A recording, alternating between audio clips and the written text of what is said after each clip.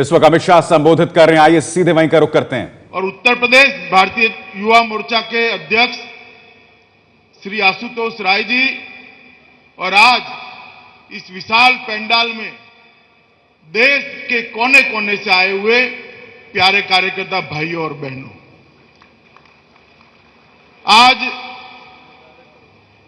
उत्तर प्रदेश की एक पवित्र ब्रज भूमि पर देश भर से युवा मोर्चा के कार्यकर्ता यहां पधारे। मानो एक लघु भारत सामने दिखाई पड़ता है।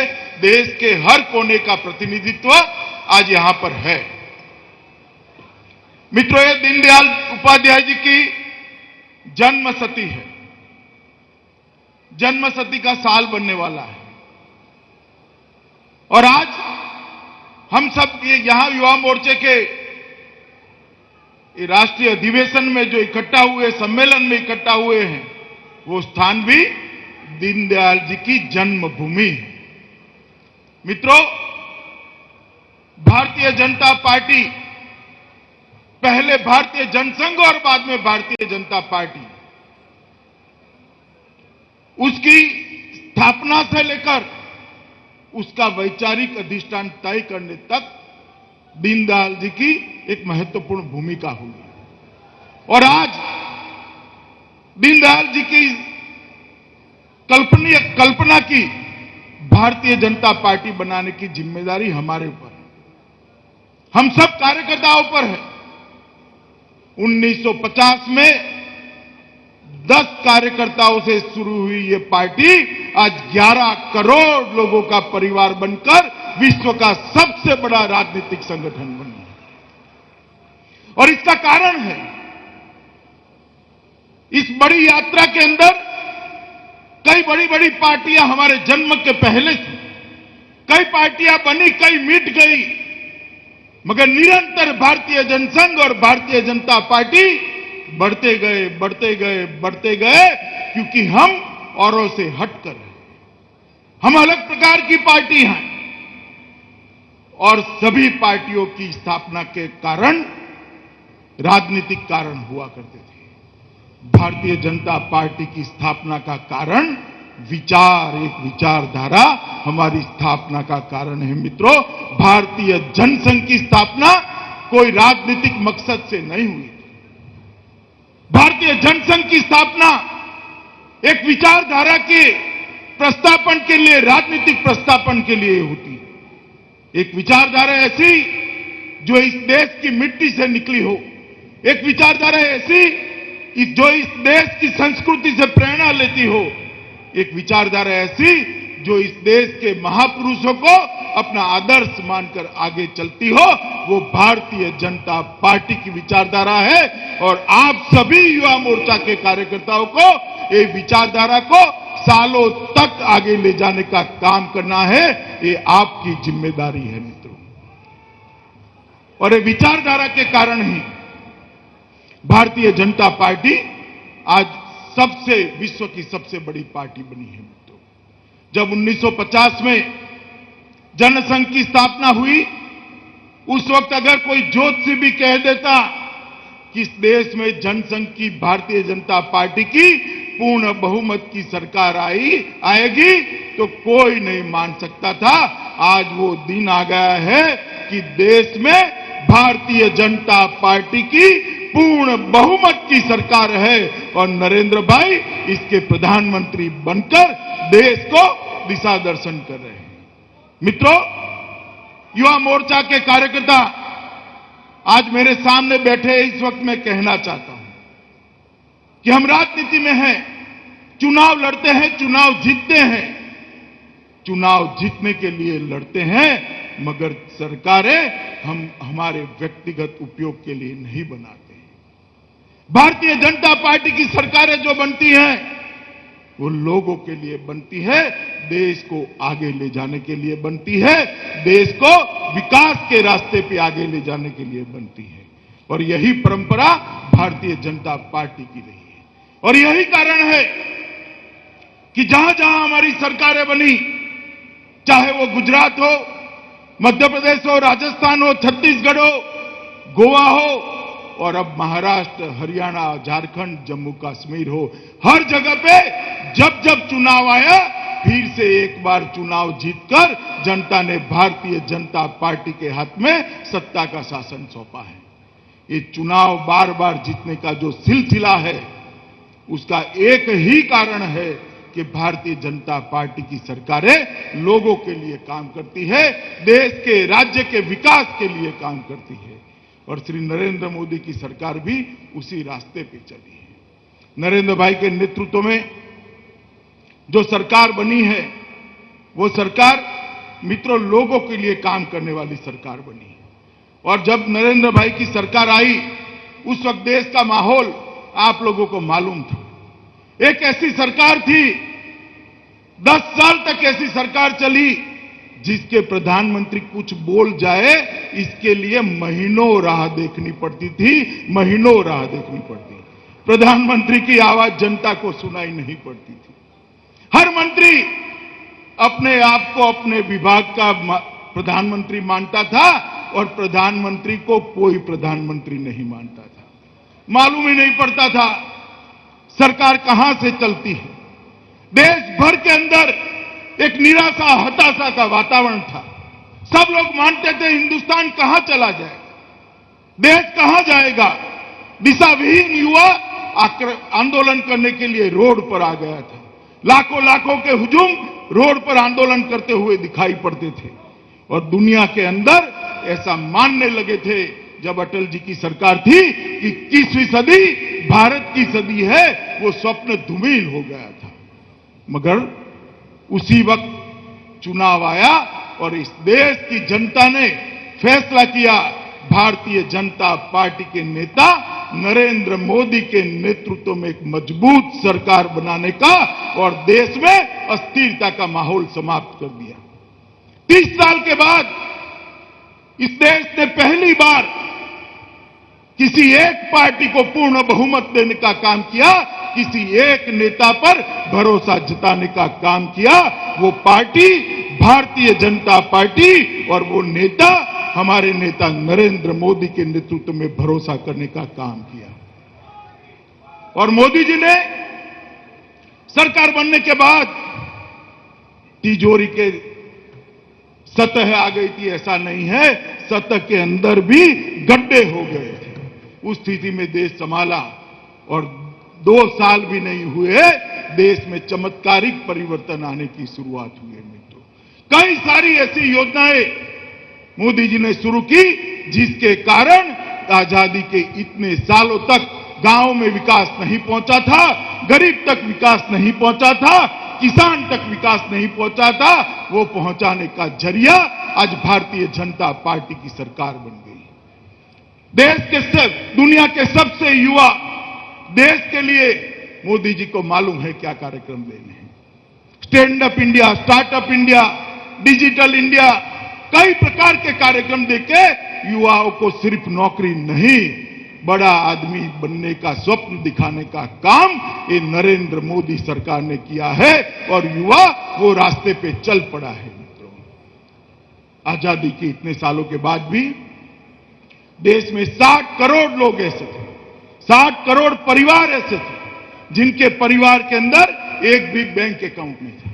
जन धन योजना के माध्यम से 20 करोड़ बैंक अकाउंट खोलने का काम ये भारतीय जनता पार्टी की सरकार ने मित्रों समाप्त कर दिया है और आज गरीब के घर में आजादी का फायदा पहुंचाने का जरिया पहुंचा दिया है।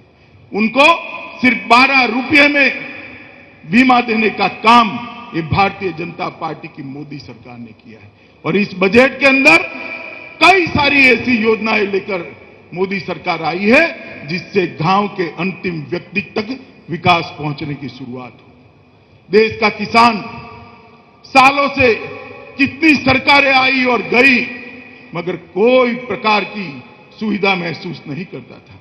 जब उस पर आपदा आ जाती थी तो ऊपर भगवान होता था और नीचे धरती मां होती थी, बीच में कोई मदद नहीं मिलती थी। भारतीय जनता पार्टी की सरकार ने अभी अभी प्रधानमंत्री फसल बीमा योजना लाकर एक नई दिशा देने का प्रयास किया है और किसानों के लिए समृद्धि के रास्ते खोल दिए हैं। मित्रों, सॉइल हेल्थ कार्ड हो, प्रधानमंत्री इरिगेशन योजना हो, नीम कोटेड यूरिया हो, प्रधानमंत्री फसल बीमा योजना हो, हर योजना के अंदर सीधा किसान को फायदा हो, इस प्रकार की बात करी। देश के अर्थतंत्र की पटरी, जो गाड़ी जो पटरी पर से उतर गई थी, उसको प्रधानमंत्री जी ने पटरी पर चढ़ाने का काम किया है। आज 7.6% के जीडीपी के साथ हम दुनिया में सबसे ज्यादा विकास करने वाले देश बन चुके हैं, जो काफी पिछड़ चुके हैं। ये सिद्धि भारतीय जनता पार्टी की सरकार ने ली है। मित्रों, युवाओं के लिए कार्यक्रम, किसानों के लिए कार्यक्रम, ग्रामीण विकास के लिए कार्यक्रम, दीनदयाल ग्रामीण विद्युत योजना के माध्यम से हर गांव के अंदर बिजली पहुंचे। 2018 तक ये लक्ष्य लेकर 24 घंटा बिजली पहुंचाने का काम ये भारतीय जनता पार्टी की सरकार करी है। ग्रामीण सड़कों के लिए 19,000 करोड़ रुपया प्रधानमंत्री ग्राम सड़क योजना के लिए दिया है। 80 लाख रुपया हर गांव में पहुंचने वाला है। मित्रों, 21 करोड़ रुपया हर कस्बे में पहुंचेगा, जिससे ग्रामीण विकास को ज्यादा सुदृढ़ कर दिया जाएगा। कुल मिलाकर 2,70,000 करोड़ रुपया ग्रामीण विकास के लिए देने का काम ये भारतीय जनता पार्टी की सरकार ने किया है। मित्रों, सरकार ने कई सारी योजनाएं कही हैं।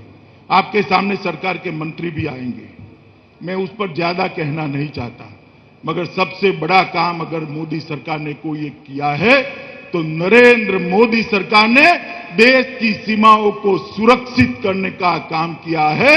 आज देश की सीमा पर किसी की भी हिम्मत नहीं है कि भाई हेमराज की तरह हमारे जवान का सर काट कर ले जाए, क्योंकि ये नरेंद्र मोदी की सरकार है, ये भारतीय जनता पार्टी की सरकार है। अभी मैं कुछ दिन पहले कांग्रेस के किसी नेता का भाषण सुन रहा था और भाषण में उन्होंने कहा, मोदी जी कभी कभार देश में आते हैं, विदेश ज्यादा जाते हैं। भैया, आप जरा आंकड़े तराश कर दीजिए, आंकड़े जांच लीजिए। मनमोहन सिंह जी से कम विदेश दौरा नरेंद्र भाई ने किया है। मगर आपको ज्यादा लगेगा, कुछ लोगों को ज्यादा लगता है। इसका एक कारण है, क्योंकि मनमोहन सिंह जी पहले विदेश जाते थे तो किसी को मालूम ही नहीं पड़ता था कब गए और कब वापिस आ गए, वो देश को भी मालूम नहीं पड़ता था। और नरेंद्र भाई जाते हैं, नरेंद्र भाई जब जाते हैं, हजारों का हुजूम दुनिया भर में भारत को सम्मानित करने के लिए उनके स्वागत में खड़ा होता है, इसलिए आपको ज्यादा दिखाई पड़ता है।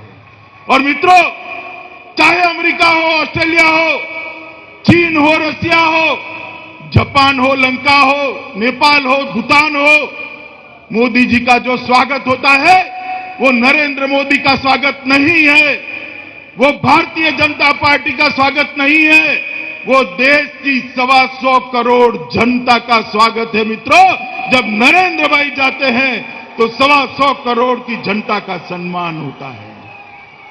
और आप हमें पूछते हो कि विदेश जाकर क्या कर आते हो। पहले जब आपके प्रधानमंत्री जाते थे, मौनी बाबा जब विदेश जाते थे, हाथ में 2 पन्ने अंग्रेजी में टाइप किए हुए लेकर जाते थे और टाइप किया हुआ भाषण कर वापिस चले आते थे। कभी कभार तो पन्ने भी बदल जाते थे। थाईलैंड का मलेशिया में पढ़ लेते थे, मलेशिया का थाईलैंड में पढ़ देते थे। और नरेंद्र भाई जाते हैं यूएन की जनरल असेंबली में और डंके की चोट पर इस देश का प्रधानमंत्री पूरी दुनिया को देश की राष्ट्रभाषा में संबोधित करता है तो देश के युवाओं की छाती गज-गज फूल जाती है। पूरी दुनिया में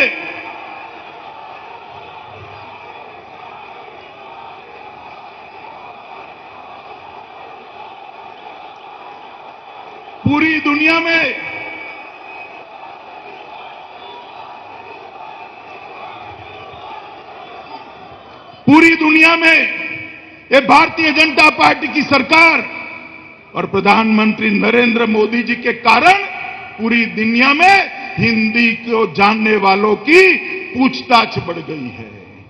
नरेंद्र भाई यूएन में जाते हैं और कहते हैं मैं उस देश से आया हूं जिस देश में जो कुछ भी अच्छा होता है सबके लिए होता है।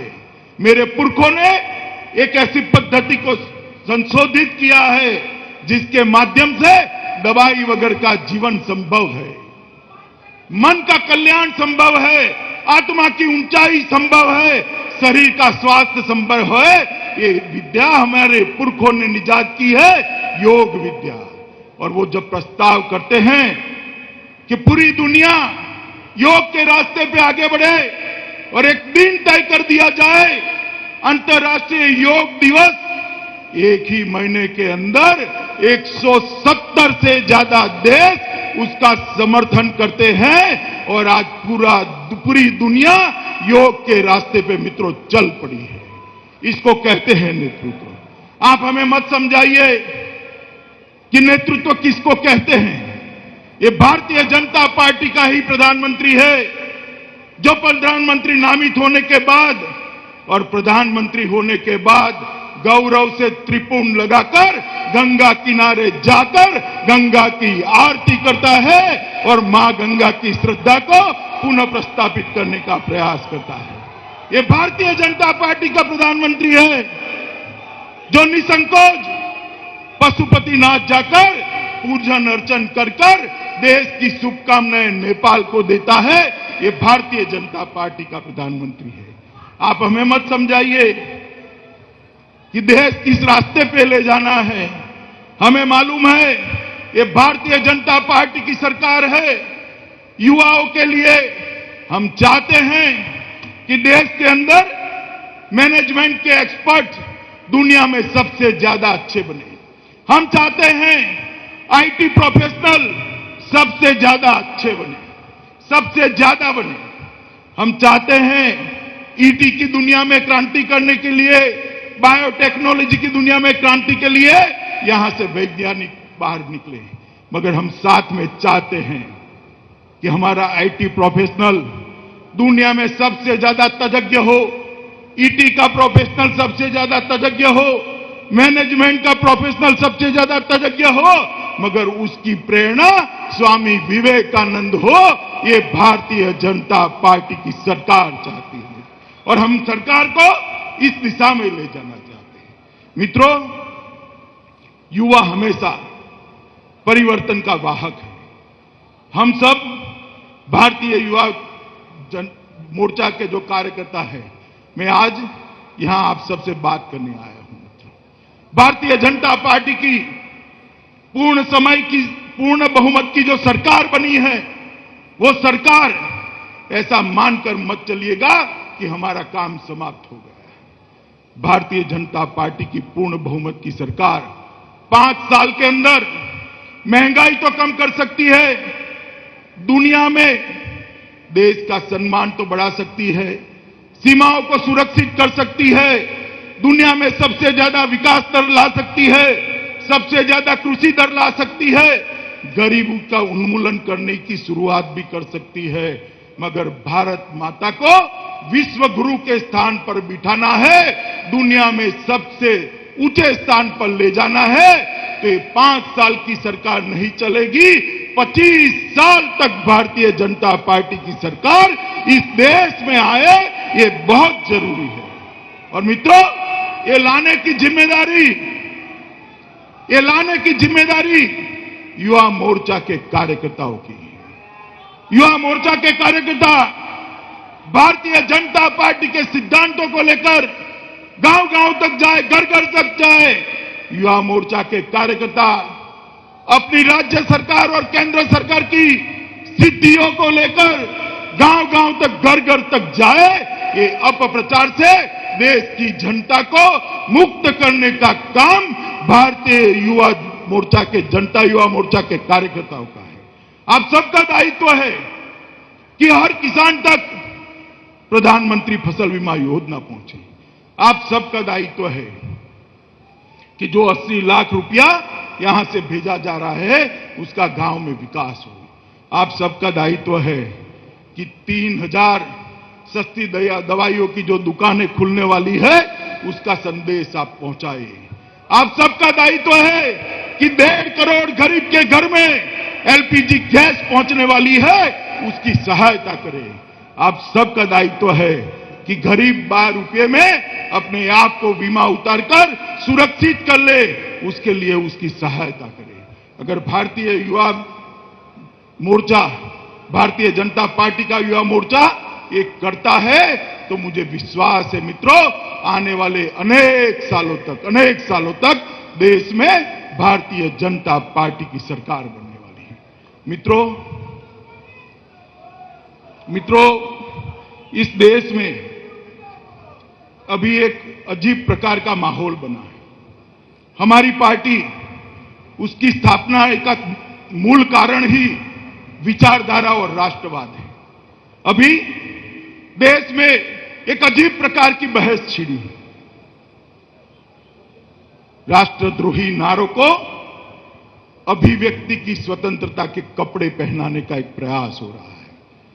इस देश के राजधानी के अंदर, किसी विश्वविद्यालय के अंदर भारत तेरे टुकड़े होंगे इंशाअल्लाह इंशाअल्लाह, अब जल हम शर्मिंदा है, तेरे कातिल जिंदा है, भारत तेरी बर्बादी तक जंग जारी रहेगी, ये नारे लग रहे हैं। और शर्म आनी चाहिए कांग्रेस पार्टी को। कांग्रेस पार्टी के उपाध्यक्ष वहां जाकर कहते हैं इनको सुनना चाहिए, इनको बोलने देना चाहिए, इनको अभिव्यक्ति की आजादी है। मैं पूछता हूं सारे कार्यकर्ताओं को, आप इसको अभिव्यक्ति की आजादी मानते हैं क्या? जोर से बोलिए, मानते हैं? मित्रों, अगर ये नारे अभिव्यक्ति की आजादी है तो देशद्रोह क्या हो सकता है? और राहुल गांधी जी, आपको मालूम नहीं है, इस देश का युवा इस देश की 1 इंच जमीन के लिए भी अपना जीवन का बलिदान करने के लिए तैयार होता है। आप अभिव्यक्ति की आजादी की बात कर रहे हो। और मैं युवा मोर्चा के कार्यकर्ताओं को आह्वान करता हूं, देश भर में जहां जहां कांग्रेस के लोगों के बीच में आए, युवा मोर्चा पूछे कि इन नारों से आप सहमत है क्या? घर घर पे जाके, हर कॉलेज में, हर शाला में, हर विश्वविद्यालय में युवा मोर्चा के कार्यकर्ता अलग जगाएंगे। राष्ट्रभक्ति क्या होती है और राष्ट्रद्रोह क्या होता है, इसकी व्याख्या अगर आजादी के इतने सालों के बाद करनी पड़ती है तो बहुत बहुत कम नसीबी की बात है। मित्रों, कांग्रेस के राष्ट्रीय उपाध्यक्ष इस नारों को अगर अभिव्यक्ति की आजादी मानते हैं तो कांग्रेस अध्यक्ष ने स्पष्टता करनी चाहिए कि वो इनके साथ सहमत है या नहीं। मित्रों, युवा मोर्चा का इतिहास भारतीय जनसंघ से लेकर भारतीय जनता पार्टी तक जितने आंदोलन हमने करे, सारे के सारे आंदोलन राष्ट्रभक्ति के लिए थे, राष्ट्र के देश के काम के लिए थे। सबसे पहला आंदोलन किया गौ हत्या पर प्रतिबंध का, उसके बाद में आंदोलन किया कच्छ सत्याग्रह का, गोवा की आजादी का, हैदराबाद की आजादी का, उसके बाद में आंदोलन किया इमरजेंसी के खिलाफ, उसके बाद में आंदोलन किया कश्मीर से कन्याकुमारी यात्रा का, उसके बाद में आंदोलन किया राम जन्मभूमि की मुक्ति का। ये सारे आंदोलन देशभक्ति से तरबोर आंदोलन थे और युवा मोर्चा हमेशा इन आंदोलनों में युवा की तरह आगे रहा है। मैं आज आप सबका आह्वान करना चाहता हूं कि देश के युवा मोर्चे के कार्यकर्ता इस देश के सामने जो समस्याएं हैं उनके निपटारे के लिए, लड़ाई के लिए तैयार हो जाए और भारतीय जनता पार्टी को माध्यम बनाकर देश के अंदर एक नई चेतना, राष्ट्रभक्ति की चेतना जगाने के लिए युवा मोर्चा अपनी कमर कस ले। मित्रों,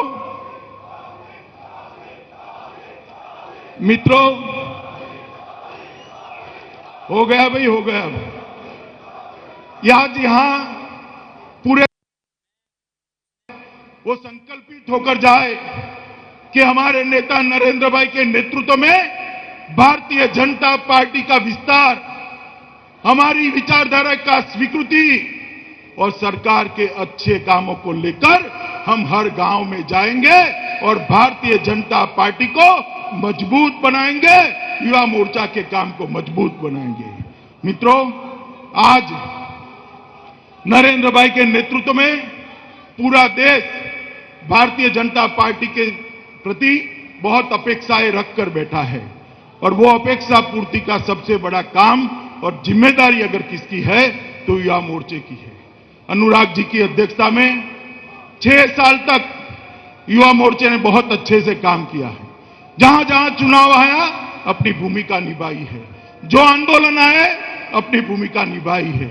युवा मोर्चा आगे पर भी इस चीज को लेके आगे बढ़ता रहे, ऐसी में पूरी युवा मोर्चा की टीम को शुभकामनाएं देता हूं।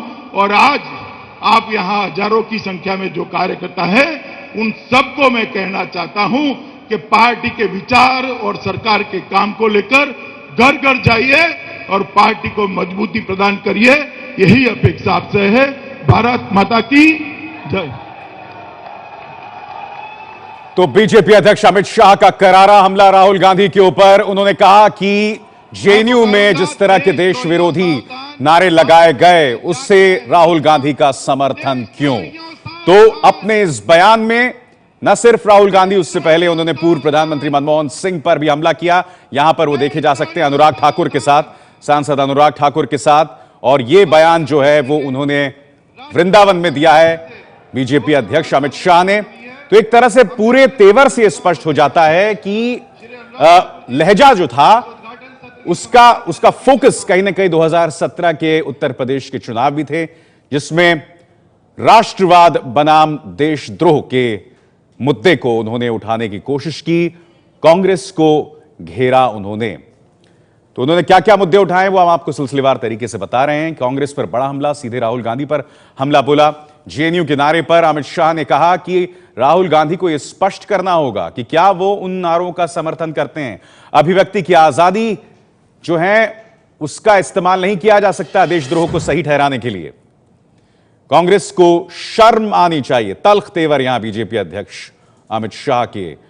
और राहुल ने देशद्रोहियों की बात सुनने को कहा, ऐसा दावा अमित शाह ने किया अपने इस भाषण में।